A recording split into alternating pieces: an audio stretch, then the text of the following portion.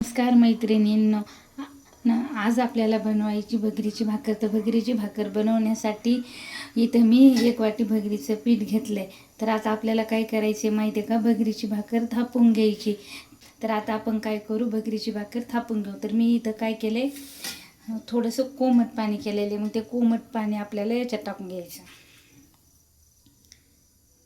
कारण कधी कधी काय होते माहिती आहे का, आपण भाकर ज्या वेळेस करतो ना त्यावेळेस असं भाकर थापल्यावर अशा चिरा पडतात. त्या चिरा पडू नये म्हणून आपल्याला इथं कोमट पाणी घ्यायचं. आता मी इथं पीठ मळून घेते. आणि भगरीची भाकर ही काय केली मी माहिती आहे का, माझी घरची बगर आहे त्याच्यामुळं हे असं काळपट पीठ आहे. आणि बाहेरून जर बगर आणली तर त्याच्यामध्ये आपल्याला साबुदाणा टाकायचा, म्हणजे चिकटपणा येतो. आता मस्त अशी छान आपल्याला भगरीची भाकर बनवून घ्यायची. आणि उगं थोडं कोमट पाणी करायचं.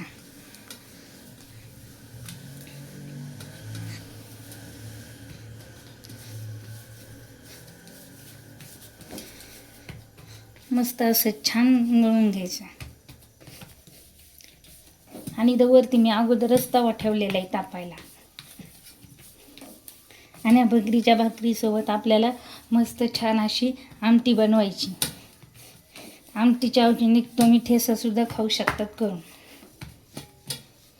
बघा मस्त छान असा गोळा बनवायचा. आणि आता ही भाकरी बनवून घ्यायची आपल्याला.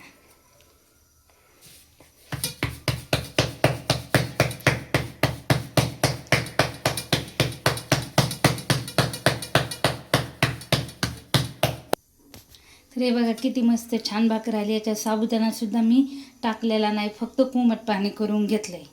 आता ही भाकर आपण मस्त तव्यावर टाकून द्या.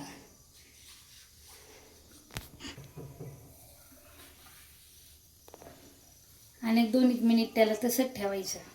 एकदम आपण जशी ज्वारीची भाकरी किंवा बाजरीची भाकरी करतो ना त्याच पद्धतीने आपल्याला भाकर बनवायची. आता याला आपण थोडंसं पाणी लावून घेऊ.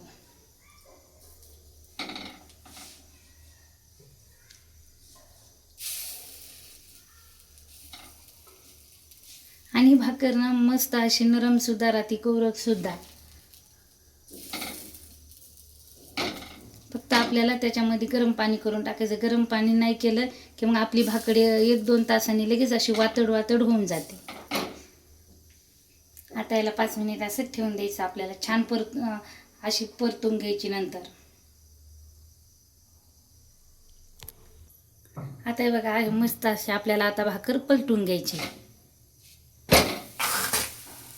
तवा छान तापलेला असल्यामुळे ती भाकर लवकर आपल्याला अशी पलटून घ्यायची. आता आपण दुसऱ्या अंगावर अशीच मस्त भाजून देऊ तिला. बघा आता आपली किती छान भाकर भाजली. आणि बरेचदा काय होते, भाकर टाकली ना आपण तव्यावर तरीसुद्धा कधी कधी पलटत आणि भाकर ना तर आपल्याकडून मधातच मोडती. बघा तुम्ही इथं कुठंच आपली भाकर मोडलेली नाही, काय नाही. बघा किती मस्त छान आणि एकदम अशी कडक भाकर झाली. आता आपण हिला काढून घेऊ मस्त. आणि अशीच आपण आता दुसरीसुद्धा भाकर टाकू. आणि एक महत्त्वाची गोष्ट विशेष म्हणजे मी याच्यात ना अजिबात साबुदाणा वगैरे काहीच काढलेला नाही, काय नाही. दळून आणताना मी फक्त भगरच दळून आणली. आणि ही भगर ना आमच्या शेतातली आहे त्याच्यामुळे एकदम मस्त असं तिला चिकनाईसुद्धा आहे. आणि आपण जर विकतची जर वरई आणून जर दळून आणायचं असेल तर त्यावेळेस आपल्याला साबुदाणा टाकावाच लागतो, कारण साबुदाण्याला चिकटपणा असतो. तर आता आपण भगरीच्या भाकरीसोबत खाण्यासाठी आमटी बनवणार आहेत. तर मी इथं काय केलं, अगोदरच पातेले ठेवले आणि त्या पातेल्यामध्ये मी 2 पळ्या तेल टाकले. आता आपल्याला काय करायचं माहिती आहे का, मी इथं बारीक करून 4-5 मिरच्या घेतल्या. तर आता हे मिरच्या आपल्याला तेलामध्ये सोडून द्यायच्या आणि मस्त असं थोडंसं परतून द्यायचं.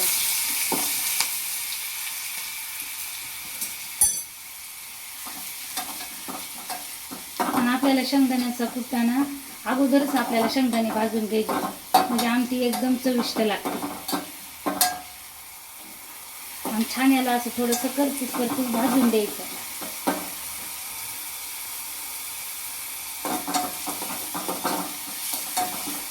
आता आपल्याला काय करायचं, ह्या मिरच्यामध्ये ना शेंगदाण्याचा कुट्टा टाकून द्यायचा. आणि हा कुट्टासुद्धा थोडंसं आपल्याला असं शेंगदाण्याच्या तेलामध्ये असं मिक्स करून घ्यायचा.